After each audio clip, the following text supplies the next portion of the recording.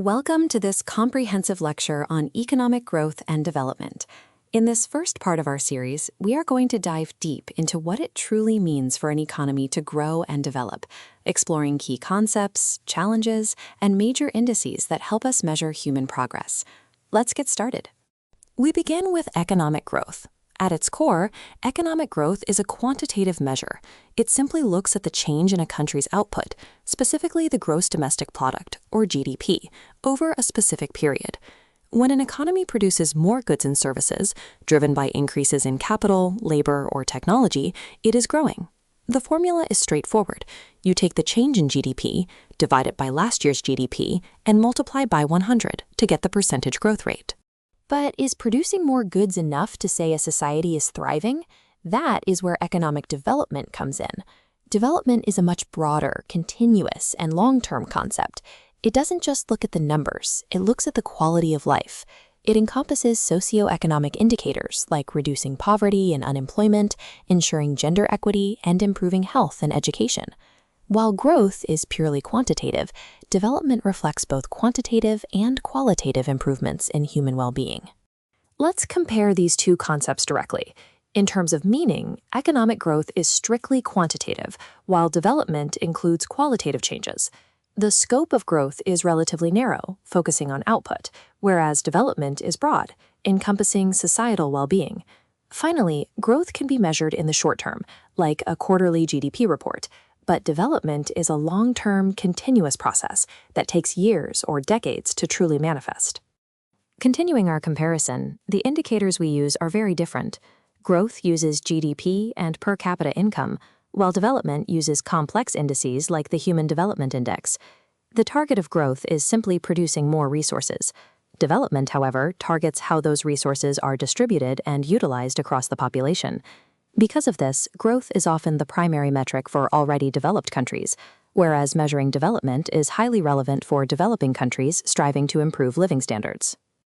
Development doesn't happen in a vacuum. It is driven by a mix of economic and non-economic factors.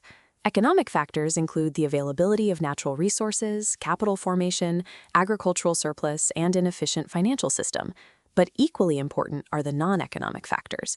You cannot achieve true development without human capital, meaning education and skill development, as well as a stable law and order system, and strong ethical and social values within the society. So, what holds a country back? There are several major obstacles. A massive population can strain available resources. Many developing nations also suffer from an over-reliance on agriculture, low per capita income, and severe wealth inequality. Add to that inadequate infrastructure, the menace of corruption, and the unsustainable depletion of natural resources. Furthermore, high unemployment, especially when there is a mismatch between workers' skills and available jobs, severely hampers both growth and development. To overcome these hurdles, strategic interventions are required. Countries must invest heavily in infrastructure. Education systems need an overhaul, like India's new education policy, to focus on skill-based learning. The financial sector must be strengthened by addressing bad loans, or NPAs. Additionally, increasing capital in healthcare, modernizing agriculture to eliminate disguised unemployment, and using digitalization to root out corruption are all critical steps towards sustainable development. This brings us to the profound work of Nobel laureate Amartya Sen. In his 1999 book, Development as Freedom, Sen notes a paradox. We live in a world of unprecedented opulence, yet remarkable deprivation still exists. For Sen, development is not just about increasing wealth. It is fundamentally about the elimination of unfreedoms. True development requires doing away with poverty, tyranny, poor economic opportunities, and systematic social deprivation that limit human potential. Sen argues that freedom is essential for two main reasons. First, progress itself must be measured by whether people's freedoms are actually enhanced. Second, achieving development relies entirely on the free agency of the people.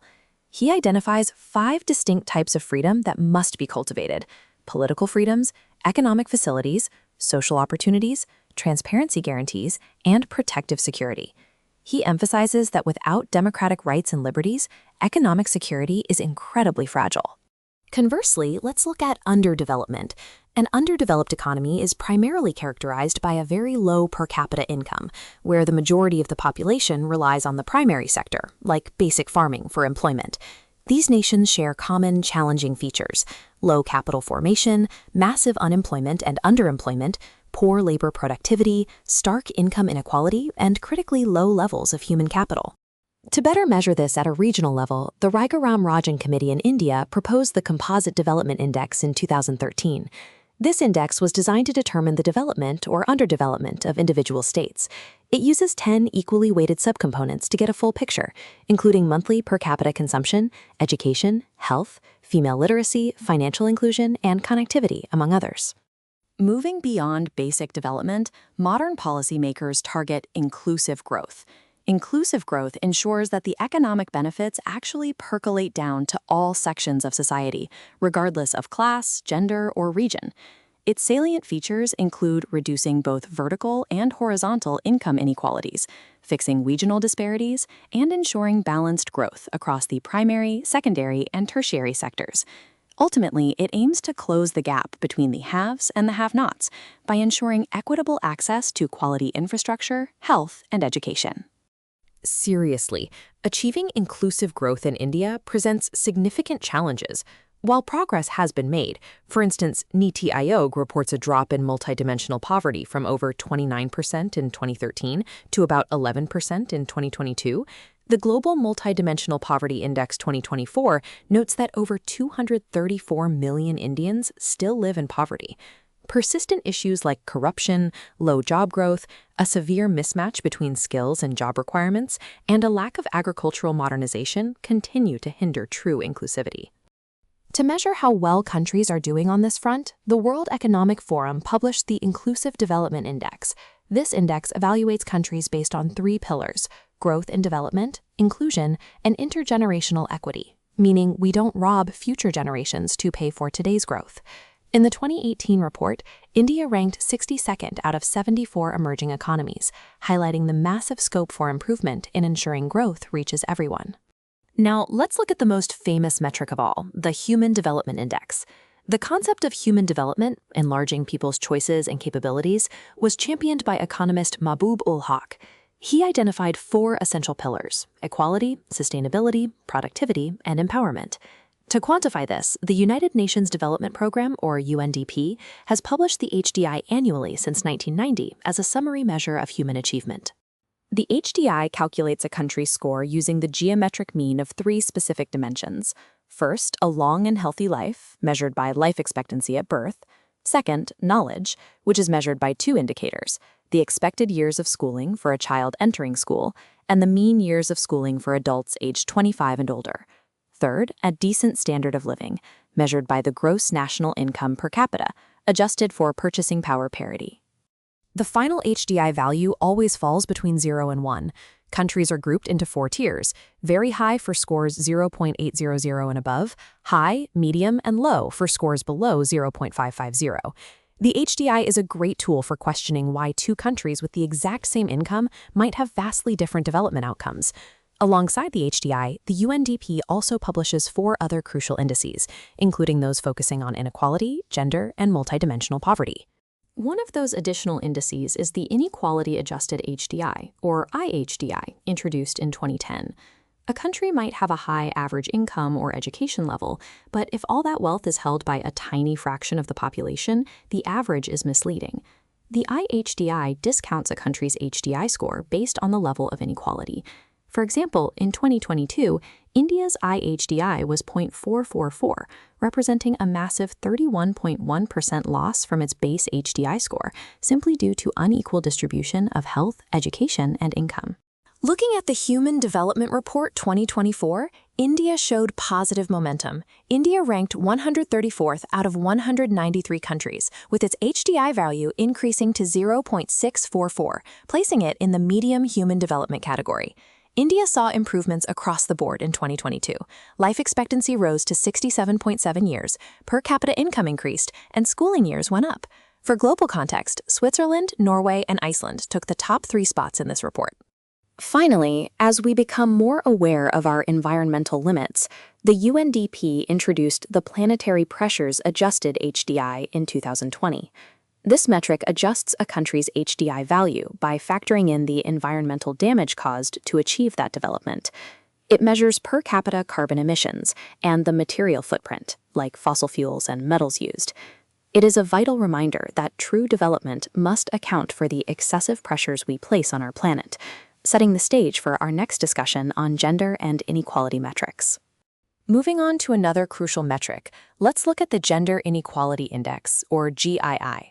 Introduced by the UNDP in their 2010 Human Development Report, this index measures the loss of potential achievement in a country, specifically due to gender disparity. It evaluates this across 3 key dimensions: reproductive health, empowerment, and labor market participation. How does India fare on the GII? According to the 2023-2024 report, India shows progress with a value of 0.437, which is actually better than both the global and South Asian averages. India ranks 108th out of 166 countries. We've seen improvement in the adolescent birth rate, dropping to 16.3. However, a massive gap remains in labor force participation, with over 76% of men participating compared to just about 28% of women. Next is the Gender Development Index, or GDI, also calculated by the UNDP. Think of the GDI as a way to compare the Human Development Index values between men and women. It measures the gender gap across 3 basic dimensions of human development: health, measured by life expectancy; knowledge, measured by years of schooling; and living standards, measured by gross national income per capita. Looking at India's GDI performance in the 2023-2024 report, there is still significant work to do to eradicate the gender gap. The overall GDI value is 0.852. While women have a higher life expectancy at 69.4 years compared to 66.3 for men, they lag behind in education and income. Men average 7.6 years of schooling versus 5.5 for women, and the income disparity is stark, with male GNI per capita at over $10,000, while female GNI is under $3,000.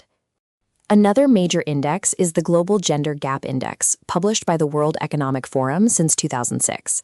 This report evaluates the status of gender parity across 4 critical dimensions: economic participation, educational attainment, health and survival, and political empowerment. The index uses a scale from 0 to 1, where 0 indicates complete inequality and 1 represents full gender parity. In the 2024 Global Gender Gap Report, the global average score reached 68.5%, showing a tiny improvement from the previous year. Iceland continues to lead as the world's most gender-equal country with a stellar score of 0.935, followed by other Nordic countries and New Zealand. India ranked 129th out of 146 countries, holding a score of 0.641. Moving away from gender metrics, we have the World Happiness Report. First published in 2012 by the UN Sustainable Development Solutions Network, this report relies on Gallup World Poll data. It evaluates happiness based on 6 variables: GDP per capita, social support, healthy life expectancy, freedom to make life choices, generosity, and the perception of corruption in society. The 2025 World Happiness Report shows Finland topping the list for an impressive 8th consecutive year, with Denmark and Iceland close behind. At the very bottom are Afghanistan, Sierra Leone, and Lebanon. India improved its rank to 118th out of 147 countries. Interestingly, India scores highly on social support, thanks to strong family and community bonds, but struggles with low perceived freedom to make life choices. Did you know there's actually an official day dedicated to happiness? The United Nations designated March 20th as the International Day of Happiness to recognize this pursuit as a fundamental human goal. The themes reflect global priorities. In 2024, it was Reconnecting for Happiness, and for 2025, the theme is Caring and Sharing. Long before the World Happiness Report, the concept of gross national happiness, or GNH, was coined in the 1970s by the 4th King of Bhutan. GNH argues that sustainable development must be holistic, valuing non-economic well-being just as much as economic progress. It's a highly detailed index with 33 indicators, built on 4 pillars: good governance, sustainable socio-economic development, cultural preservation, and environmental conservation. The philosophy of happiness as a policy goal has also taken root in India. In 2018, the Delhi government launched the Happiness Curriculum in schools, focusing on mindfulness, critical thinking, and social-emotional skills. Furthermore, in 2016, Madhya Pradesh became the first Indian state to establish a dedicated happiness department, known as Anand Sanstan, modeled after Bhutan's approach. Andhra Pradesh soon followed as the second state to do so. Another comprehensive measure is the OECD Better Life Index. Rather than just looking at wealth, this index compares overall well-being across countries using 11 essential topics. These range from material conditions like housing, income, and jobs to quality of life factors such as community, education, environment, health, and work-life balance. Going back a bit in history, we have the Physical Quality of Life Index, or PQLI. Developed in the mid-1970s by Morris David Morris, this index was a pioneering effort to measure a country's well-being beyond just GDP. It is remarkably straightforward, calculating the average of just 3 statistics: basic literacy rate, infant mortality, and life expectancy at age 1. Now, let's shift our focus to how the World Bank classifies countries based on their economic activities and per capita income. They generally use 3 main categories. Developed countries, like the USA, are highly industrialized with advanced infrastructure. Developing countries, like India and China, are less industrialized but are rapidly growing their service or manufacturing sectors. Finally, least developed countries, or LDCs, face severe structural barriers, low income, and high vulnerability to economic shocks. To be more precise with these classifications, the World Bank uses specific per capita income thresholds measured in US dollars. Countries with a per capita income below $1,005 are classified as low income. The low middle income bracket ranges from $1,006 to $3,995. Upper middle income countries fall between $3,956 and $12,235. Anything above $12,235 classifies a nation as high income. To tie these indices together, let's clarify some core economic concepts. Economic growth simply measures the change in a country's output, or GDP. Economic development goes further, incorporating socioeconomic indicators like health and education. Inclusive growth is the ideal target for policymakers, ensuring the benefits of growth reach all sections of society. We also have specific metrics like the Composite Development Index for comparing Indian states, and the Inclusive Development Index by the WEF, which factors in intergenerational equity. We will explore more on poverty and inequality in the next segment. Moving forward with our discussion, let's dive into the core concept of poverty. Poverty is essentially a state where a person or community lacks the financial resources to fulfill even the most basic necessities of life. In India, the accepted definition focuses on a minimum level of living rather than a reasonable one. Historically, the Planning Commission published poverty estimates based on data from the National Sample Survey Office. Today, this responsibility lies with the National Statistical Office, or NSO. On a global scale, countries collaborate to tackle this issue. For instance, the IBSA Trust Fund Agreement was signed in 2017 by India, Brazil, and South Africa. Each nation contributes $1 million annually to fight poverty in other developing countries. This fund is managed by the UNDP, and India has contributed around $15.1 million since its inception. Also, keep in mind that October 17th is recognized by the UN as the International Day for Eradication of Poverty. What actually causes poverty? It's a complex web of factors. India's colonial past drained wealth, setting a difficult starting point. Add to that population explosion and underemployment, where people work but don't earn enough. We also see weak and rigid social structures, limited resources, and a stark disparity in income distribution. Furthermore, a lack of education and a deep urban-rural divide continue to perpetuate the cycle of poverty. These causes often culminate in what economists call the poverty trap. Look at this cycle. When an economy has low income, people can't save. Low savings mean there is low investment in businesses and infrastructure. Without investment, you get low economic growth, which in turn leads right back to low income. It is a vicious cycle that is incredibly difficult to break without external intervention. To study poverty effectively, we classify it into 4 main types. First is absolute poverty, dealing with basic survival. Then we have situational poverty, triggered by sudden events, and generational poverty, which spans multiple generations. Finally, relative poverty, which is essentially about income inequality compared to others in society. Let's explore these in detail. Absolute poverty is a condition of severe deprivation of basic human needs, like food, shelter, and health. We measure this using the poverty line, which calculates the minimum income or consumption expenditure needed to survive. Anyone below this line is considered BPL, or below poverty line. Globally, the World Bank sets the international poverty line at $2.15 per day. Anyone living on less than this is facing extreme poverty. How do we know the scale of poverty? We use the head count ratio, or HCR. It measures the incidence of poverty by telling us the exact percentage of the population living below the poverty line. You simply divide the number of BPL individuals by the total population and multiply by 100. Historically, India's HCR was a staggering 61.6% in 1977. However, thanks to rural electrification and education initiatives, recent data from both the World Bank and Niti Aayog show it has dropped to around 11%. While HCR tells us how many people are poor, the poverty gap ratio tells us how poor they are. It measures the intensity. It calculates the average shortfall from the poverty line. For example, if the poverty line is 400 rupees and a household spends 330, the gap is 17.5%. This metric is crucial for policymakers because it tells the government exactly how much money is needed in targeted cash transfers to lift these households above the poverty line. Taking it a step further, we have the Squared Poverty Gap Index. This method literally squares the poverty gap fraction for each household. Why do this? Because squaring a number less than 1 makes it smaller, but it penalizes larger gaps much more heavily. This means the index gives significantly more weight to the extremely poor who are furthest from the poverty line, ensuring they are prioritized for government aid. Income alone doesn't capture the full picture of poverty. Enter the Multidimensional Poverty Index, or MPI, developed by the UNDP and Oxford Poverty and Human Development Initiative in 2010. It replaced the older Human Poverty Index. MPI argues that poverty includes overlapping deprivations like poor health, lack of schooling, and bad living conditions. It measures acute poverty across 3 dimensions and 10 specific indicators.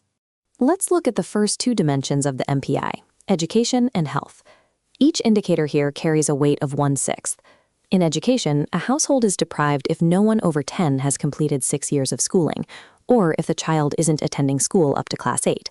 For health, deprivation is marked by child mortality within the last 5 years, or if any household member is stunted due to poor nutrition. The third dimension is standard of living, split into 6 indicators, each carrying a weight of 1/18. A household is deprived if they lack electricity, have inadequate or shared sanitation, or if safe drinking water is more than a 30-minute walk away. It also looks at housing materials, the use of solid cooking fuels like wood or dung, and the lack of basic assets like a bicycle, TV, or refrigerator. To calculate the MPI, you multiply the incidence of poverty by the average intensity of those deprivations. A person is considered MPI poor if they are deprived in at least 1/3, or 33.33% of the weighted indicators we just discussed. The 2024 report revealed that 1.1 billion people globally live in acute multidimensional poverty, overwhelmingly in rural areas. India's current MPI score stands at 0.105, translating to 234 million people. Zooming in on India, Niti Aayog releases the National Multidimensional Poverty Index. According to recent data, India's multidimensional headcount ratio dropped to 11.28% in 2022-23. Notably, Uttar Pradesh saw the largest decline, with nearly 6 crore people escaping multidimensional poverty over 9 years, followed closely by Bihar, Madhya Pradesh, and Rajasthan. When surveying households to estimate poverty, the time frame we ask them to remember their spending is called a recall period. There are 3 methods. The Uniform Reference Period, or URP, asked about all items over a 30-day period. The Mixed Reference Period, MRP, uses 365 days for infrequent purchases like clothing and medical care, and 30 days for the rest. The newest is the Modified Mixed Reference Period, MMRP, which adds a 7-day recall for perishables like meat and vegetables to get more accurate data. The choice of recall period drastically affects poverty estimates. Because people recall recent purchases better, shorter recall periods for perishables capture higher consumption. Therefore, if you use URP, poverty estimates appear the highest. MRP yields lower poverty estimates than URP. MMRP yields the lowest poverty estimates of all 3. Both the Rangarajan Committee and the World Bank recommend MMRP as the most accurate reflection of actual consumption. You might wonder, why do we measure poverty based on what people spend rather than what they earn? The NSSO prefers consumption expenditure because in India's massive informal sector, income is highly irregular. A daily wage earner's income fluctuates wildly. However, their basic consumption remains relatively stable. Additionally, survey methods like URP and MRP are designed for tracking spending, not income. Let's briefly revisit two specific types of poverty. Situational poverty happens when a sudden shock, like a natural disaster, loss of a job, or a medical emergency, pushes a family below the poverty line temporarily. Generational poverty, on the other hand, is deeply entrenched. It occurs when a family remains in poverty for 2 or more consecutive generations, passing down a lack of assets and opportunities, making it incredibly hard to escape. Estimating poverty in India has a long history. Before independence, Dadabhai Naoroji made the first attempt in his famous book calculating a subsistence-based poverty line of 16 to 35 rupees per year. Later, in 1938, the National Planning Committee under Jawaharlal Nehru suggested a minimum monthly income, and in 1944, the Bombay Plan proposed 75 rupees per year. These were early, foundational attempts to quantify the problem. After independence, several economists like Minhas, Ahluwalia, and Ojha made varying estimates because they used different methodologies. A major milestone was the Dandekar and Mach Committee in 1971, which linked poverty to a nutritional baseline of 2,250 calories per day. Later, the YK Alag Task Force refined this, setting 2,400 calories for rural areas, due to higher physical labor, and 2,100 for urban areas, notably excluding health and education costs, assuming the state would provide them. The methodology kept evolving. The Lokdawala Committee in 1993 recommended state-specific poverty lines adjusted for inflation using consumer price indices. Then came the Tendulkar Committee in 2009, which made massive changes. It shifted to the MRP method, finally included private spending on health and education, and applied a uniform consumption basket across both rural and urban areas. This resulted in a poverty estimate of 37.2% for 2004-05. In 2014, the Rangarajan Committee updated the methodology again. Unlike Tendulkar, Rangarajan calculated rural and urban poverty separately, used the more accurate MMRP method, and looked at a family of 5 rather than individuals. Crucially, it evaluated nutrition based on calories, protein, and fat. When applied to the same years, the Rangarajan method consistently showed higher poverty percentages than the Tendulkar method, though both agreed that poverty was reducing at a similar rate. Identifying exactly who is poor is done through the BPL census. For rural areas, the NC Saxena Committee recommended automatic inclusion and exclusion criteria, leading to the 2011 census finding that 60% of rural households were deprived.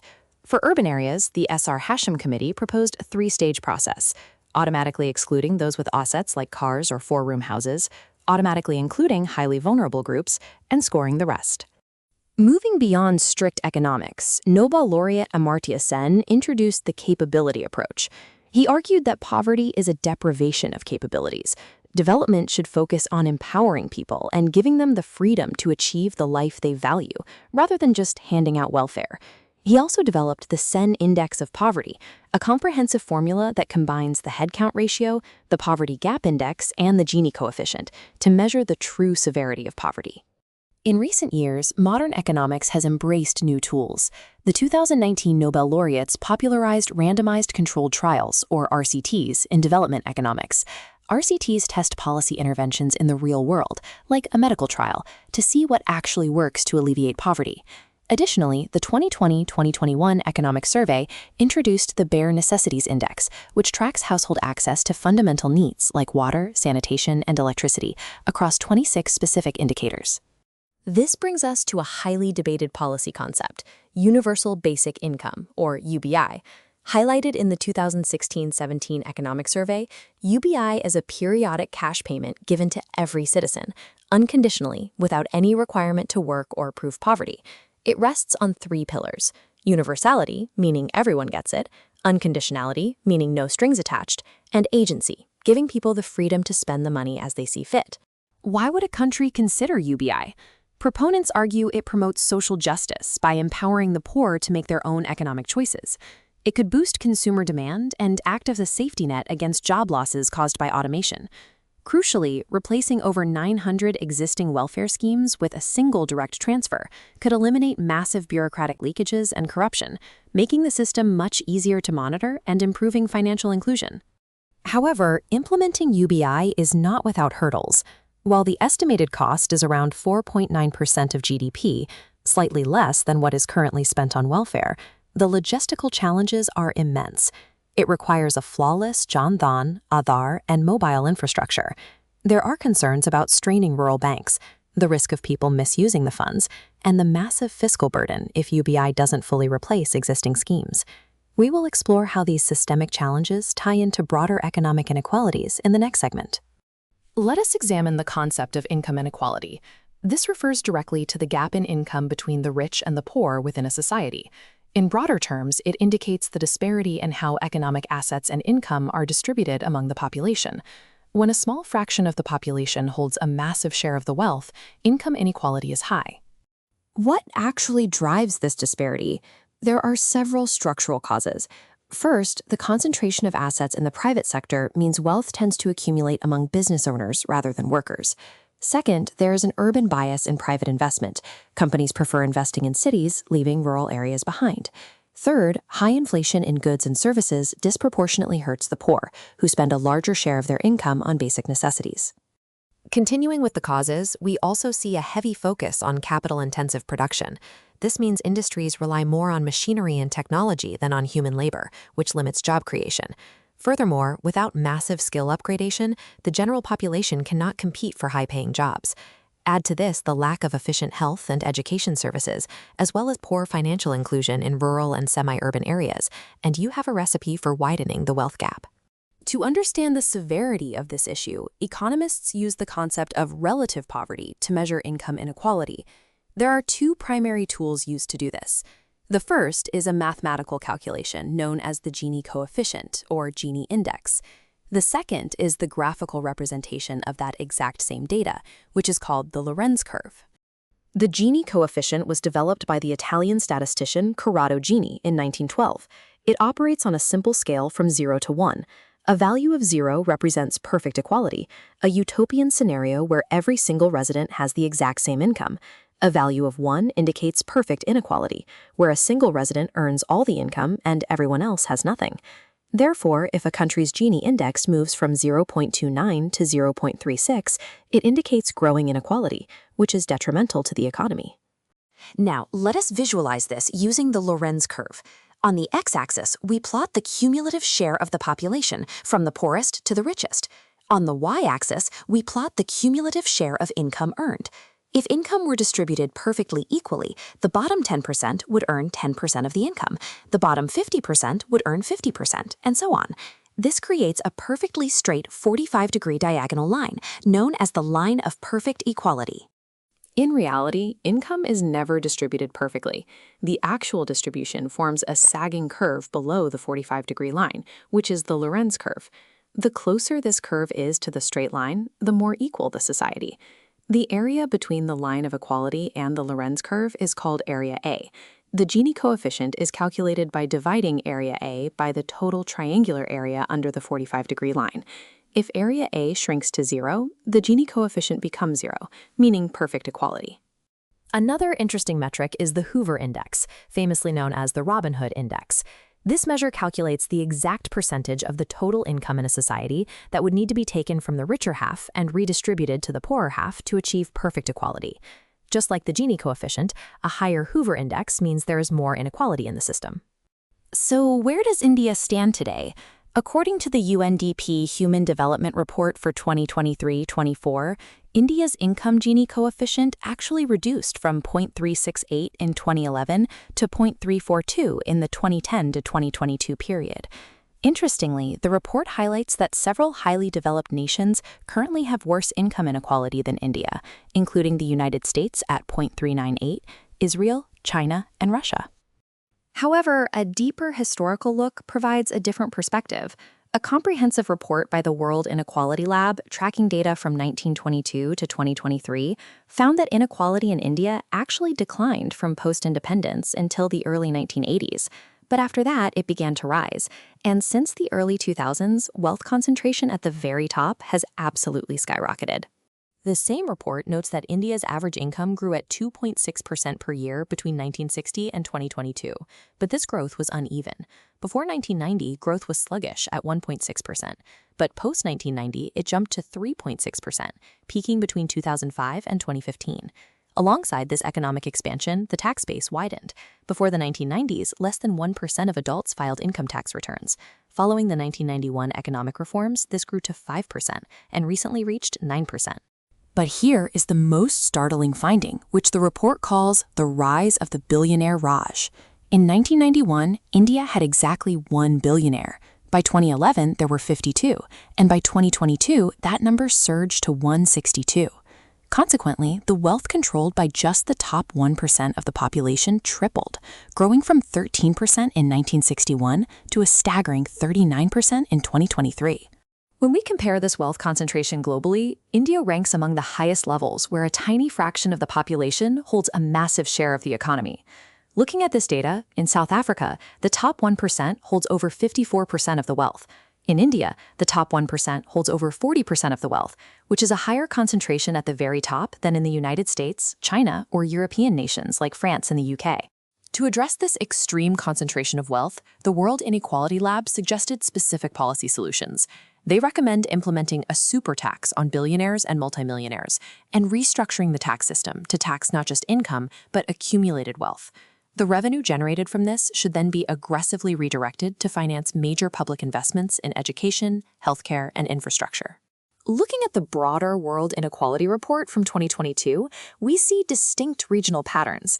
The Middle East and North Africa stand as the world's most unequal regions, where the top 10% capture 58% of the income. Conversely, Europe is the most equal region. The report also noted the pandemic's impact, where most regions saw severe drops in national income, while East Asia managed to maintain its pre-pandemic income levels. Focusing specifically on India, the 2022 report classified it as one of the world's most unequal countries. The top 10% of the population captures 57% of the national income, leaving the bottom 50% to survive on just 13%. Strikingly, the report points out that income inequality in India today is actually worse than it was during British colonial rule, when the top 10% held about 50% of the income. The impacts of such severe inequality are profound. The most obvious is a vicious cycle where the rich become richer and the poor become poorer. Societally, this breeds continuous class conflict between the haves and the have-nots. If left unchecked, this deep economic frustration can ultimately lead to severe political instability within the nation. The government has not been blind to this issue and has taken several measures over the years. These include historical land reforms to redistribute property and laws like the Competition Act to prevent corporate monopolies. They have also launched massive employment generation schemes like MGNREGA to guarantee rural wages, implemented progressive direct taxation, where higher earners pay higher rates, and pushed for better access to education. Despite these efforts, critics argue the impact has been minimal, as wealth concentration continues to rise. Therefore, economists suggest stronger measures. These include reintroducing inheritance and wealth taxes to target the super-rich. Furthermore, the economy needs to pivot toward inclusive growth by boosting labor-intensive sectors and agriculture, alongside maintaining strict data transparency and expanding financial inclusion for the poorest citizens. To wrap up our discussion on this topic, let's review the core concepts. Remember that absolute poverty is the physical deprivation of basic needs, measured by a strict poverty line. Relative poverty is what we've discussed today, the income inequality between different groups, measured by the Gini coefficient and the Lorenz curve. We also look at the multidimensional poverty index to understand deprivations in health and education, and use the headcount ratio to see exactly what percentage of the population remains vulnerable. Understanding these metrics is essential for crafting effective economic policy.